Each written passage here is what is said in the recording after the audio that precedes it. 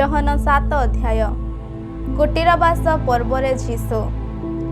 ଏଥି ଉତ୍ତରେ ଯୀଶୁ ଗାଲିଲୀରେ ଭ୍ରମଣ କରିବାକୁ ଲାଗିଲେ, କାରଣ ଯିହୁଦୀମାନେ ତାହାଙ୍କୁ ବଧ କରିବା ନିମନ୍ତେ ଚେଷ୍ଟା କରୁଥିବାରୁ ସେ ଯିହୁଦା ପ୍ରଦେଶରେ ଭ୍ରମଣ କରିବାକୁ ଇଚ୍ଛା କରୁନଥିଲେ। କିନ୍ତୁ ଯିହୁଦୀମାନଙ୍କର କୁଟୀରବାସ ପର୍ବ ସନ୍ନିକଟ ହୁଅନ୍ତେ ତାହାଙ୍କ ଭାଇମାନେ ତାହାଙ୍କୁ କହିଲେ, ତୁମ୍ଭେ ଯେ କର୍ମ କରୁଅଛ ସେହି ସବୁ ଯେପରି ତୁମ୍ଭର ଶିଷ୍ୟମାନେ ମଧ୍ୟ ଦେଖିବେ, ଏ ନିମନ୍ତେ ଏଠାରୁ ବାହାରି ଯାଇ ଯିହୁଦା ପ୍ରଦେଶକୁ ଯାଅ। କାରଣ କେହି ପ୍ରକାଶିତ ହେବାକୁ ଇଚ୍ଛା କଲେ ଗୋପନରେ କିଛି କରେ ନାହିଁ। ତୁମ୍ଭେ ଯଦି ଏ ସମସ୍ତ କରୁଅଛ, ତେବେ ଆପଣାକୁ ଜଗତ ନିକଟରେ ପ୍ରକାଶ କର। କାରଣ ତାହାଙ୍କ ଭାଇମାନେ ସୁଦ୍ଧା ତାହାଙ୍କଠାରେ ବିଶ୍ୱାସ କରୁନଥିଲେ। ସେଥିରେ ଯୀଶୁ ସେମାନଙ୍କୁ କହିଲେ, ମୋହର ସମୟ ଏପର୍ଯ୍ୟନ୍ତ ଉପସ୍ଥିତ ହୋଇନାହିଁ, ମାତ୍ର ତୁମ୍ଭମାନଙ୍କର ସମୟ ସର୍ବଦା ଉପସ୍ଥିତ। ଜଗତ ତୁମ୍ଭକୁ ଘୃଣା କରିପାରେ ନାହିଁ, କିନ୍ତୁ ମୋତେ ଘୃଣା କରେ, କାରଣ ତାହାର କର୍ମ ଯେ ମନ୍ଦ, ମୁଁ ତାହା ବିଷୟରେ ଏହି ସାକ୍ଷ୍ୟ ଦେଉଅଛି। ତୁମ୍ଭେମାନେ ଏହି ପର୍ବକୁ ଯାଅ, ମୁଁ ଏବେ ଏହି ପର୍ବକୁ ଯାଉନାହିଁ, କାରଣ ମୋହର ସମୟ ଏପର୍ଯ୍ୟନ୍ତ ସମ୍ପୂର୍ଣ୍ଣ ହୋଇନାହିଁ। ସେମାନଙ୍କୁ ଏହି ସମସ୍ତ କଥା କହି ଗାଲିଲୀରେ ରହିଲେ। କିନ୍ତୁ ତାହାଙ୍କ ଭାଇମାନେ ପର୍ବକୁ ଗଲା ଉତ୍ତାରେ ସେ ମଧ୍ୟ ଗଲେ, ପ୍ରକାଶରେ ନୁହେଁ, ମାତ୍ର ଏକ ପ୍ରକାର ଗୋପନରେ। ଏଣୁ ଯିହୁଦୀମାନେ ପର୍ବରେ ତାହାଙ୍କୁ ଖୋଜୁ ଖୋଜୁ ପଚାରିଲେ, ସେ କାହିଁ? ଆଉ ତାହାଙ୍କ ବିଷୟରେ ଲୋକସମୂହ ମଧ୍ୟରେ ବହୁତ ଆନ୍ଦୋଳନ ହେବାକୁ ଲାଗିଲା। କେହି କେହି କହିଲେ, ସେ ଜଣେ ଉତ୍ତମ ଲୋକ, ଆଉ କେହି କେହି କହିଲେ, ନା, ସେ ଲୋକମାନଙ୍କୁ ଭ୍ରାନ୍ତ କରୁଅଛି। ତଥାପି ଯିହୁଦୀମାନଙ୍କ ଭୟରେ ତାହାଙ୍କ ବିଷୟରେ ପ୍ରକାଶରେ କେହି କିଛି କହୁନଥିଲେ। କିନ୍ତୁ ପର୍ବର ଅର୍ଦ୍ଧେକ ସମୟ ଗତ ହୁଅନ୍ତେ ଯୀଶୁ ମନ୍ଦିରକୁ ଯାଇ ଶିକ୍ଷା ଦେବାକୁ ଲାଗିଲେ। ସେଥିରେ ଯିହୁଦୀମାନେ ଚମତ୍କୃତ ହୋଇ କହିଲେ, ଏ ପାଠ ନ ପଢ଼ି କିପରି ପଣ୍ଡିତ ହେଲ? ତେଣୁ ଯୀଶୁ ସେମାନଙ୍କୁ ଉତ୍ତର ଦେଲେ, ଶିକ୍ଷା ମୋ ନିଜରୁ ନୁହେଁ, କିନ୍ତୁ ମୋ ପ୍ରେରଣକର୍ତ୍ତାଙ୍କର। କେହି ଯଦି ତାହାଙ୍କର ଇଚ୍ଛା ସାଧନ କରିବାକୁ ଇଚ୍ଛୁକ ହୁଏ, ତାହାହେଲେ ଏହି ଶିକ୍ଷା ଈଶ୍ୱରଙ୍କ ଠାରୁ ଉତ୍ପନ୍ନ ନା ମୁଁ ଆପଣଠାରୁ କହୁଅଛି, ତାହା ସେ ଜାଣିବ। କିନ୍ତୁ ଯେ ଆପଣାରୁ କହେ, ସେ ନିଜ ଗୌରବ ଅନ୍ୱେଷଣ କରେ, କିନ୍ତୁ ଯେ ଆପଣା ପ୍ରେରଣକର୍ତ୍ତାଙ୍କ ଗୌରବ ଅନ୍ୱେଷଣ କରେ, ସେ ସତ୍, ଆଉ କାହାଠାରେ କୌଣସି ଅଧର୍ମ ନାହିଁ। ମୂଷା କ'ଣ ତୁମ୍ଭମାନଙ୍କୁ ବ୍ୟବସ୍ଥା ଦେଇନାହାନ୍ତି? ତଥାପି ତୁମ୍ଭମାନଙ୍କ ମଧ୍ୟରୁ କେହି ବ୍ୟବସ୍ଥା ପାଳନ କରୁନାହିଁ। ତୁମ୍ଭେମାନେ କାହିଁକି ମୋତେ ବଧ କରିବାକୁ ଚେଷ୍ଟା କରୁଅଛ? ଲୋକସମୂହ ଉତ୍ତର ଦେଲେ, ତୁମ୍ଭକୁ ଭୂତ ଲାଗିଅଛି। କିଏ ତୁମ୍ଭକୁ ବଧ କରିବାକୁ ଚେଷ୍ଟା କରୁଅଛି? ଯୀଶୁ ସେମାନଙ୍କୁ ଉତ୍ତର ଦେଲେ, ମୁଁ ଗୋଟିଏ କର୍ମ କଲି, ଆଉ ତୁମ୍ଭେମାନେ ସମସ୍ତେ ଚମତ୍କୃତ ହୋଇଅଛ। ଏହି ହେତୁରୁ ମୂଷା ତୁମ୍ଭମାନଙ୍କୁ ସୁନ୍ନତ ବିଧି ଦେଇଅଛନ୍ତି। ଏହା ଯେ ମୂଷାଙ୍କଠାରୁ ହୋଇଅଛି ତାହା ନୁହେଁ, ମାତ୍ର ପିତୃପୁରୁଷଙ୍କ ଠାରୁ। ଆଉ ତୁମ୍ଭେମାନେ ବିଶ୍ରାମ ବାରରେ ମନୁଷ୍ୟର ସୁନ୍ନତ କରୁଅଛ। ମୂଷାଙ୍କ ବ୍ୟବସ୍ଥା ଲଙ୍ଘନ ନ ହେବା ନିମନ୍ତେ ଯଦି ବିଶ୍ରାମ ବାରରେ ମନୁଷ୍ୟ ସୁନ୍ନତ ପ୍ରାପ୍ତ ହୁଏ, ତାହାହେଲେ ମୁଁ ବିଶ୍ରାମ ବାରରେ ଜଣେ ମନୁଷ୍ୟକୁ ସର୍ବାଙ୍ଗ ସୁସ୍ଥ କରିବାରୁ ତୁମ୍ଭେମାନେ କାହିଁକି ମୋ ଉପରେ କ୍ରୋଧ କରୁଅଛ? ବାହ୍ୟ ବିଷୟ ଦେଖି ବିଚାର ନ କରି ନ୍ୟାୟ ବିଚାର କର। ଏ କ'ଣ ମସୀହ? ଏଥିରେ ଜେରୁସାଲେମ ନିବାସୀମାନଙ୍କ ମଧ୍ୟରୁ କେହି କେହି କହିବାକୁ ଲାଗିଲେ, ସେମାନେ ଯାହାକୁ ବଧ କରିବା ନିମନ୍ତେ ଚେଷ୍ଟା କରୁଅଛନ୍ତି, ଏ କ'ଣ ସେ ନୁହେଁ? ପୁଣି ଦେଖ, ସେ ପ୍ରକାଶରେ କଥା କହୁଅଛି, ଆଉ ସେମାନେ ତାହାକୁ କିଛି କରୁନାହାନ୍ତି। ଏ ଯେ ଖ୍ରୀଷ୍ଟ, ଏହା କ'ଣ ନେତାମାନେ ସତେ ଜାଣିସାରିଲେଣି? ଯାହା ହେଉ, ଏହାର ଉତ୍ପତ୍ତି ଆମ୍ଭେମାନେ ଜାଣୁ। କିନ୍ତୁ ଖ୍ରୀଷ୍ଟ ଯେତେବେଳେ ଆସିବେ, ସେତେବେଳେ ତାହାଙ୍କ ଉତ୍ପତ୍ତି କେହି ଜାଣିବ ନାହିଁ। ସେଥିରେ ଯୀଶୁ ମନ୍ଦିରରେ ଶିକ୍ଷା ଦେଉ ଦେଉ ଉଚ୍ଚସ୍ୱରରେ କହିଲେ, ତୁମ୍ଭେମାନେ ମୋତେ ଓ ମୋର ଉତ୍ପତ୍ତି ଉଭୟ ଜାଣ। ମୁଁ ନିଜଠାରୁ ଆସିନାହିଁ, କିନ୍ତୁ ମୋର ପ୍ରେରଣକର୍ତ୍ତା ସତ୍, ତାହାଙ୍କୁ ତୁମ୍ଭେମାନେ ଜାଣ ନାହିଁ। ମୁଁ ତୁମ୍ଭମାନଙ୍କୁ ଜାଣେ, କାରଣ ମୁଁ ତୁମ୍ଭମାନଙ୍କଠାରୁ ଉତ୍ପନ୍ନ, ଆଉ ସେ ମୋତେ ପ୍ରେରଣ କଲେ। ସେଥିରେ ସେମାନେ ତାହାଙ୍କୁ ଧରିବାକୁ ଚେଷ୍ଟା କଲେ, କିନ୍ତୁ କେହି ତାହାଙ୍କ ଉପରେ ହାତ ଦେଲେ ନାହିଁ, କାରଣ ତାହାଙ୍କ ସମୟ ସେ ପର୍ଯ୍ୟନ୍ତ ଉପସ୍ଥିତ ହୋଇନଥିଲା। କିନ୍ତୁ ଲୋକସମୂହ ମଧ୍ୟରୁ ଅନେକେ ତାହାଙ୍କ ଠାରେ ବିଶ୍ୱାସ କରି କହିବାକୁ ଲାଗିଲେ, ଏ ଯେ ସମସ୍ତ ଆଶ୍ଚର୍ଯ୍ୟ କର୍ମ କରିଅଛନ୍ତି, ଖ୍ରୀଷ୍ଟ ଆସି ତାହାଠାରୁ କ'ଣ ଅଧିକ କରିବେ। ଯୀଶୁଙ୍କୁ ଧରିବା ନିମନ୍ତେ ଚେଷ୍ଟା। ଫାରୁସୀମାନେ ଲୋକସମୂହକୁ ତାହାଙ୍କ ବିଷୟରେ ଆନ୍ଦୋଳନ କରିବା ଶୁଣିଲେ ଏବଂ ଯାଜକ ଓ ଫାରୁସୀମାନେ ତାହାଙ୍କୁ ଧରିବା ନିମନ୍ତେ ପଦାତିକମାନଙ୍କୁ ପଠାଇଲେ। ସେଥିରେ ଯୀଶୁ କହିଲେ, ମୁଁ ଆଉ ଅଳ୍ପ ସମୟ ତୁମ୍ଭମାନଙ୍କ ସହିତ ରହି ମୋର ପ୍ରେରଣକର୍ତ୍ତାଙ୍କ ନିକଟକୁ ଯାଉଅଛି। ତୁମ୍ଭେମାନେ ମୋତେ ଖୋଜିବ, ମାତ୍ର ପାଇବ ନାହିଁ। ଆଉ ମୁଁ ଯେଉଁଠାରେ ଥିବି, ତୁମ୍ଭେମାନେ ସେଠାକୁ ଯାଇପାରିବ ନାହିଁ। ଏଥିରେ ଯିହୁଦୀମାନେ ପରସ୍ପର କହିଲେ, ଏ ଯେଉଁଠାକୁ ଯିବା ପାଇଁ ବାହାରିଅଛି ଯେ ଆମ୍ଭେମାନେ ତାହାକୁ ପାଇବା ନାହିଁ। ଏ କ'ଣ ଗ୍ରୀକମାନଙ୍କ ମଧ୍ୟରେ ଚିହ୍ନ ଭିନ୍ନ ଯିହୁଦୀମାନଙ୍କ ନିକଟକୁ ଯାଇ ଗ୍ରୀକମାନଙ୍କୁ ଶିକ୍ଷା ଦେବାକୁ ବାହାରିଅଛି। ତୁମ୍ଭେମାନେ ମୋତେ ଖୋଜିବ, ମାତ୍ର ପାଇବ ନାହିଁ। ଆଉ ମୁଁ ଯେଉଁଠାରେ ଥିବି, ତୁମ୍ଭେମାନେ ସେଠାକୁ ଯାଇପାରିବ ନାହିଁ। ସେ ଏହି ଯେଉଁ କଥା କହିଲେ, ସେ କ'ଣ? ଜୀବନଦାୟୀ ସ୍ରୋତ। ଶେଷ ଦିନ ଅର୍ଥାତ୍ ପର୍ବର ପ୍ରଧାନ ଦିନ ଯୀଶୁ ଠିଆ ହୋଇ ଉଚ୍ଚସ୍ୱରରେ କହିଲେ, କେହି ଯଦି ତୃଷିତ ହୁଏ, ତେବେ ସେ ମୋ ନିକଟକୁ ଆସି ପାନ କରୁ। ଯେ ମୋଠାରେ ବିଶ୍ୱାସ କରେ, ଧର୍ମଶାସ୍ତ୍ର ଉକ୍ତ ପ୍ରମାଣେ ତାହାର ଅନ୍ତରରୁ ଜୀବନ୍ତ ଜଳସ୍ରୋତ ପ୍ରବାହିତ ହେଉଥିବ।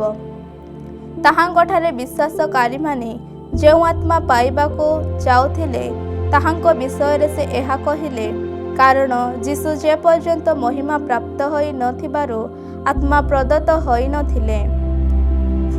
ଲୋକଙ୍କ ଭିତରେ ମତଭେଦ। ଅତଏବ ଲୋକସମୂହ ମଧ୍ୟରୁ କେହି କେହି ଏହି କଥା ଶୁଣି କହିବାକୁ ଲାଗିଲେ, ଏ ପ୍ରକୃତରେ ସେହି ଭାବବାଦୀ। ଅନ୍ୟମାନେ କହିବାକୁ ଲାଗିଲେ, ଏ ଖ୍ରୀଷ୍ଟ। କିନ୍ତୁ କେହି କେହି କହିବାକୁ ଲାଗିଲେ, କ'ଣ ଖ୍ରୀଷ୍ଟ ଗାଲିଲୀରୁ ଆସିବେ? ଖ୍ରୀଷ୍ଟ ଯେ ଦାଉଦଙ୍କ ବଂଶରୁ ଓ ଦାଉଦ ଯେଉଁଠାରେ ଥିଲେ, ସେହି ବେଥଲେହେମ୍ ଗ୍ରାମରୁ ଆସିବେ। ଏହା କ'ଣ ଧର୍ମଶାସ୍ତ୍ରର ବାକ୍ୟ କହି ନାହିଁ? ତେଣୁ ଲୋକସମୂହ ମଧ୍ୟରେ ତାହାଙ୍କ ହେତୁ ମତଭେଦ ଘଟିଲା। ଆଉ ସେମାନଙ୍କ ମଧ୍ୟରୁ କେହି କେହି ତାହାଙ୍କୁ ଧରିବାକୁ ଇଚ୍ଛା କରୁଥିଲେ, କିନ୍ତୁ କେହି କେହି ତାହାଙ୍କ ଉପରେ ହାତ ଦେଲେ ନାହିଁ। ଇତିମଧ୍ୟରେ ପଦାତିକମାନେ ପ୍ରଧାନ ଯାଜକ ଓ ଫାରୁସୀମାନଙ୍କ ନିକଟକୁ ବାହୁଡ଼ି ଆସି କହିଲେ, ଆଉ ସେମାନେ ସେମାନଙ୍କୁ ପଚାରିଲେ, ତୁମ୍ଭେମାନେ କାହିଁକି ତାହାକୁ ଆଣିଲ ନାହିଁ?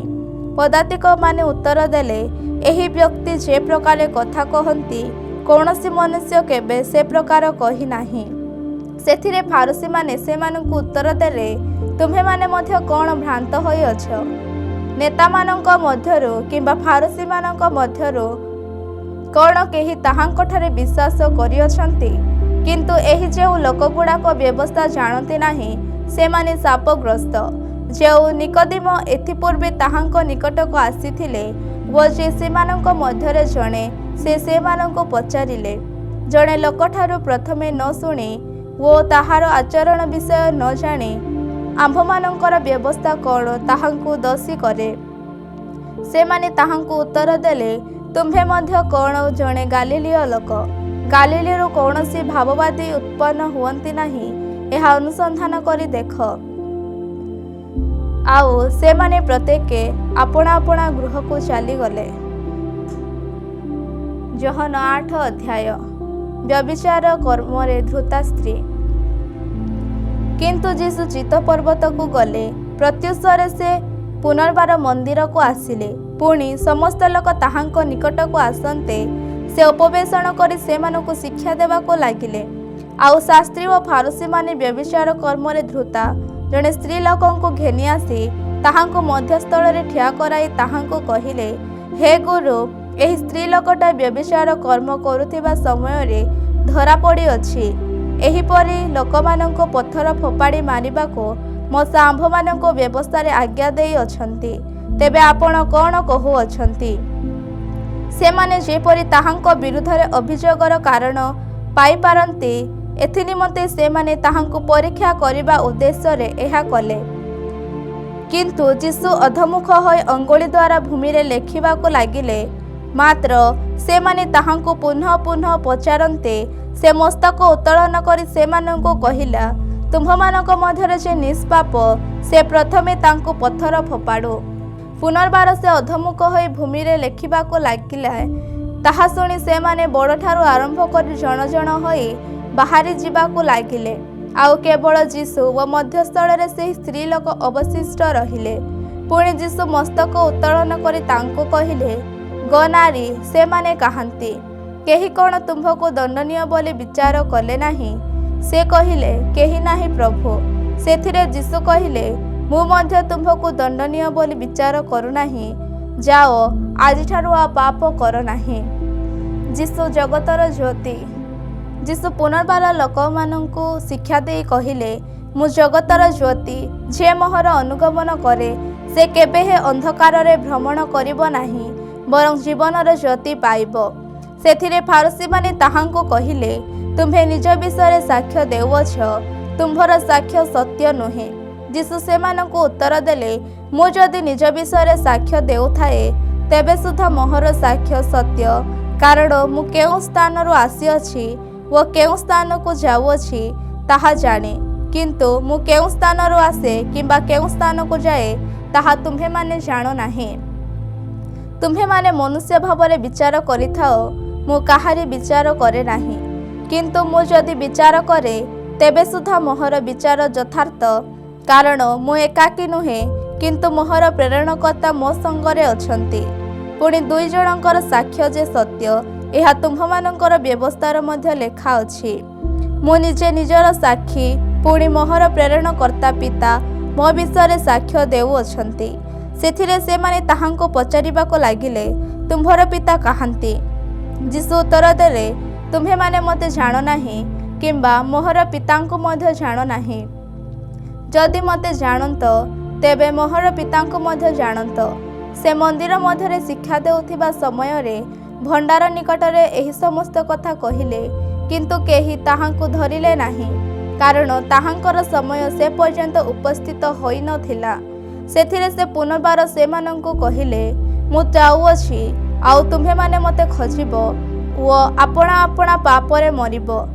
ମୁଁ ଯେଉଁଠାକୁ ଯାଉଅଛି, ତୁମ୍ଭେମାନେ ସେଠାକୁ ଯାଇପାର ନାହିଁ।" ତେଣୁ ଯିହୁଦୀମାନେ କହିବାକୁ ଲାଗିଲେ, "ଏ କ'ଣ ଆତ୍ମହତ୍ୟା କରିବ ବୋଲି କହୁଅଛି? ମୁଁ ଯେଉଁଠାକୁ ଯାଉଅଛି, ତୁମ୍ଭେମାନେ ସେଠାକୁ ଯାଇପାର ନାହିଁ।" ସେଥିରେ ସେ ସେମାନଙ୍କୁ କହିଲେ, "ତୁମ୍ଭେମାନେ ଅଧସ୍ଥାନରୁ ଉତ୍ପନ୍ନ, ମୁଁ ଊର୍ଦ୍ଧ୍ୱସ୍ଥାନରୁ ଉତ୍ପନ୍ନ। ତୁମ୍ଭେମାନେ ଜଗତରୁ ଉତ୍ପନ୍ନ, ମୁଁ ଏ ଜଗତରୁ ଉତ୍ପନ୍ନ ନୁହେଁ। ତେଣୁ ତୁମ୍ଭେମାନେ ଯେ ଆପଣା ଆପଣା ପାପରେ ମରିବ, ମୁଁ ତୁମ୍ଭମାନଙ୍କୁ ଏହା କହିଲି, କାରଣ ମୁଁ ଯେ ସେହି ବ୍ୟକ୍ତି, ଏହା ତୁମ୍ଭେମାନେ ବିଶ୍ୱାସ ନ କଲେ ଆପଣା ଆପଣା ପାପରେ ମରିବ।" ସେଥିରେ ସେମାନେ ତାହାଙ୍କୁ ପଚାରିଲେ, "ତୁମ୍ଭେ କିଏ?" ଯୀଶୁ ସେମାନଙ୍କୁ କହିଲେ, "ତୁମ୍ଭମାନଙ୍କ ସାଙ୍ଗରେ କଥା କହିଲେ ଲାଭ କ'ଣ? ତୁମ୍ଭମାନଙ୍କ ସମ୍ବନ୍ଧରେ କଥା କହିବାକୁ ଓ ବିଚାର କରିବାକୁ ମୋର ଅନେକ ବିଷୟ ଅଛି।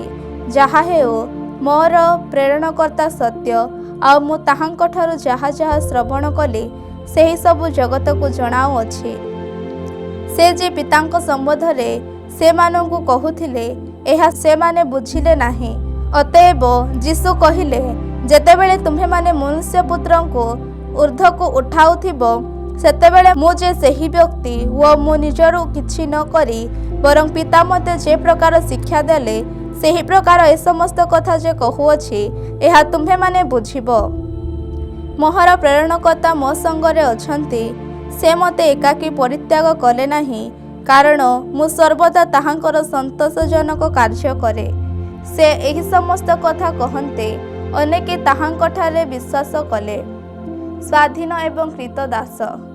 ଅତଏବ ଯୀଶୁ ତାହାଙ୍କୁ ବିଶ୍ୱାସ କରୁଥିବା ଯିହୁଦୀମାନଙ୍କୁ କହିଲେ, ଯଦି ତୁମ୍ଭେମାନେ ମୋହର ବାକ୍ୟରେ ସ୍ଥିର ହୋଇ ରହିବ, ତେବେ ତୁମ୍ଭେମାନେ ପ୍ରକୃତରେ ମୋହର ଶିଷ୍ୟ।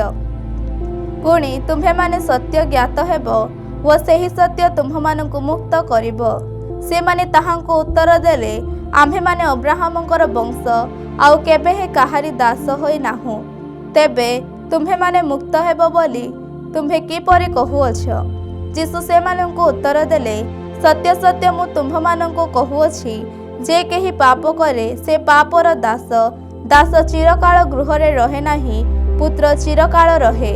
ଅତଏବ ପୁତ୍ର ଯଦି ତୁମ୍ଭମାନଙ୍କୁ ମୁକ୍ତ କରିବେ, ତାହାହେଲେ ତୁମ୍ଭେମାନେ ପ୍ରକୃତରେ ମୁକ୍ତ ହେବ। ତୁମ୍ଭେମାନେ ଯେ ଅବ୍ରାହମଙ୍କର ବଂଶ, ତାହା ମୁଁ ଜାଣେ, किंतु मोहर वाक्य तुम्भमानंक अंतରରେ स्थान न पाइपारु तुम्हेमाने मते बोध करबाकू चेष्टा करूअछ। किंतु पितांक निकटरे जहा जहा देखिअछि सेही सब कहुअछि। अतएव तुम्हेमाने मध्य तुम्भमानंक पिता निकटरू जहा जहा शुणिअछ सेही सब कर।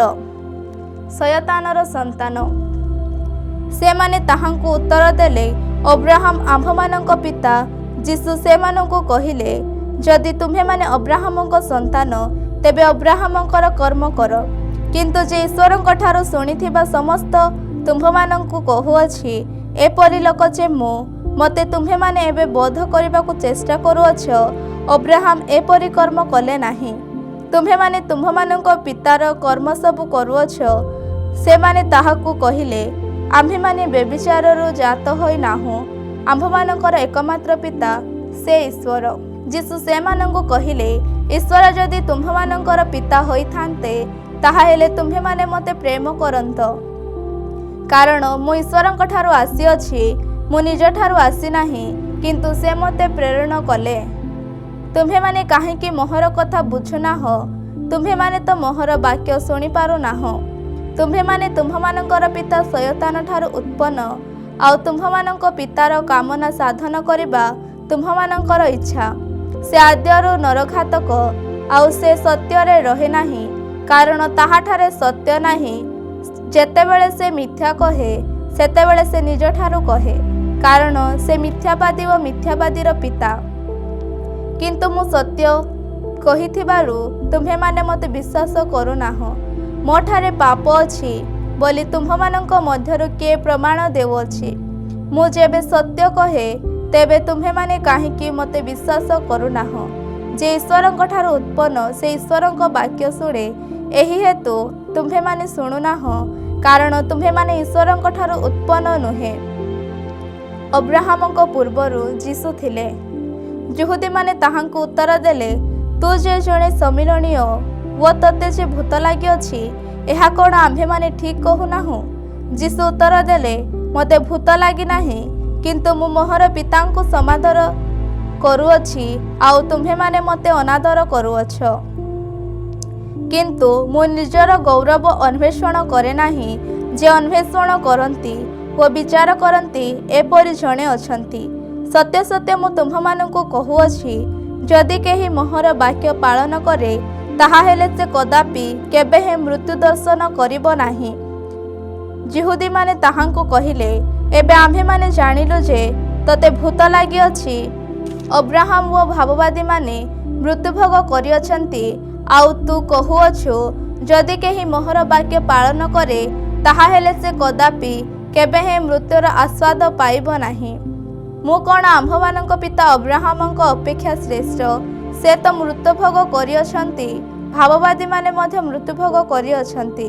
तू निजको किए बोली कहुअछु? जीसु उत्तर देले, मु जदि निजर गौरव करिथाए तेबे मोहर गौरव किछि नुहे। मोहर जेउ पितांको तुम्हे माने तुम्भमानंक ईश्वर बोली कहुअछ, से मोहर गौरव करूअछंती, आउ तुम्हे माने ताहांको जानिनाह, किंतु मु ताहांको जाने। पुणी मु ताहांको जाने नाही बोली जदि कहिबी ताहा हेले मु तुम्भमानंकर परि मिथ्यावादी हेबी। किंतु मु ताहांको जाने व ताहांकर वाक्य पालन करे। तुम्भमानंकर पिता अब्राहम मोहर दिन देखिबा आशारे उल्लास कले, आउ से ताहा देखि आनंद कले। सेथिरे यहूदी माने ताहांको कहिले, तुम्भको तो ए जाए 50 वर्ष बयस होई नाही, तुम्भे कौन अब्राहम को देखिअछ? जीसु सेमानंकु कहिले, सत्य सत्य मु तुम्भमानंकु कहुअछि, अब्राहम को जन्म पूर्वरु मु अछि। सेथिरे से माने ताहांको उपरकु फोपाड़िबा निमंते पत्थर उठाइले, किंतु जीसु गोपନରେ मंदिररु बाहरी गले। योहन 9 अध्याय। जन्मांधको दृष्टि प्रदान। से जाउथिबा समय रे जणे जन्मांधको देखिले, आउ ताहांको शिष्य माने ताहांको पचारिले, हे गुरु, किए पाप करिबारु ए अंध होई जन्म हेला, निजे ना एहार बापा माँ? जीसु उत्तर देले, ए किंबा एहार बापा माँ पाप करे नाही, किंतु ईश्वरंको कर्म जेपरि एहाठारे प्रकाशित हुए एथि निमंते एहा घटी अछि। दिन थाउ थाउ मोहर प्रेरणकर्त्ताଙ୍କ कर्म କରିବା ଆମ୍ଭମାନଙ୍କର କର୍ତ୍ତବ୍ୟ। ଯେଉଁ ସମୟରେ ସେହି କର୍ମ କରିପାରେ ନାହିଁ, ଏପରି ରାତ୍ରି ଆସୁଅଛି। ମୁଁ ଯେ ପର୍ଯ୍ୟନ୍ତ ଜଗତରେ ଅଛି ସେ ପର୍ଯ୍ୟନ୍ତ ମୁଁ ଜଗତର ଜ୍ୟୋତି। ଏହା କହି ସେ ମାଟିରେ ଛେପ ପକାଇ ସେହି ଛେପରେ କାଦୁଅ କଲେ ଆଉ ତାହାର ଦୁଇ ଆଖିରେ କାଦୁଅ ଲଗାଇଲେ। ତାହାକୁ କହିଲେ, ଯାଅ। ସିଲହ ଅନୁବାଦ କଲେ ଏହାର ଅର୍ଥ ପ୍ରେରିତ। ପୋଖରୀରେ ଧୋଇ ହୁଅ। ସେଥିରେ ସେ ବାହାରି ଯାଇ ଧୋଇ ହେଲା ଓ ଦୃଷ୍ଟି ପାଇ ଚାଲିଗଲା। ତେଣୁ ପ୍ରତିବାସୀମାନେ ପୁଣି ଯେଉଁମାନେ ତାହାକୁ ପୂର୍ବେ ଜଣେ ଭିକାରୀ ବୋଲି ଦେଖିଲେ, ସେମାନେ ପଚାରିଲେ, ଯେ ବସି ଭିକ ମାଗୁଥିଲା, ଏ କ'ଣ ସେହି ନୁହେଁ? କେହି କେହି କହିଲେ, ଏ ସେ। ଆଉ କେହି କେହି କହିଲେ, ନା, ଏ ତାହା ପରି। ସେ କହିଲା, ମୁଁ ସେହି। ସେଥିରେ ସେମାନେ ତାହାଙ୍କୁ କହିଲେ, ତାହା ହେଲେ ତୋର ଆଖି କିପରି ଫିଟିଗଲା? ସେ ଉତ୍ତର ଦେଲା, ଯାହାଙ୍କୁ ଯୀଶୁ ବୋଲି କହନ୍ତି, ସେହି ବ୍ୟକ୍ତି କାଦୁଅ କରି ମୋହର ଦୁଇ ଆଖିରେ ଲେପ ଦେଲେ ଆଉ ମୋତେ କହିଲେ, ସିଲହକୁ ଯାଇ ଧୋଇ ହୁଅ। ତେଣୁ ମୁଁ ବାହାରି ଯାଇ ଧୋଇ ହେଲି ଓ ଦୃଷ୍ଟି ପାଇଲି। ସେମାନେ ତାହାଙ୍କୁ ପଚାରିଲେ, ସେ କାହିଁ? ସେ କହିଲା, ମୁଁ ଜାଣେ ନାହିଁ। ଯେ ପୂର୍ବରେ ଅନ୍ଧ ଥିଲା, ସେମାନେ ତାହାଙ୍କୁ ଫାରୁସୀମାନଙ୍କ ନିକଟକୁ ଆଣିଲେ। ଯୀଶୁ ଯେଉଁଦିନ କାଦୁଅ କରି ତାହାର ଆଖି ଫିଟାଇ ଦେଇଥିଲେ, ସେହିଦିନ ବିଶ୍ରାମବାର। ଅତଏବ ସେ କିପରି ଦୃଷ୍ଟି ପାଇଲା? ଏହା ଫାରୁସୀମାନେ ମଧ୍ୟ ତାହାଙ୍କୁ ଆଉ ଥରେ ପଚାରିବାକୁ ଲାଗିଲେ। ସେଥିରେ ସେ ସେମାନଙ୍କୁ କହିଲେ, ସେ ମୋହର ଆଖିରେ କାଦୁଅ ଲଗାଇଦେଲେ ପରେ ମୁଁ ଧୋଇ ହେଲି ଓ ଦେଖିପାରୁଅଛି। ତହୁଁ ଫାରୁସୀମାନଙ୍କ ମଧ୍ୟରୁ କେହି କେହି କହିଲେ, ସେ ଲୋକଟା ଈଶ୍ୱରଙ୍କ ନିକଟରୁ ଆସିନାହିଁ, କାରଣ ସେ ବିଶ୍ରାମବାରର ପାଳନ କରୁନାହିଁ।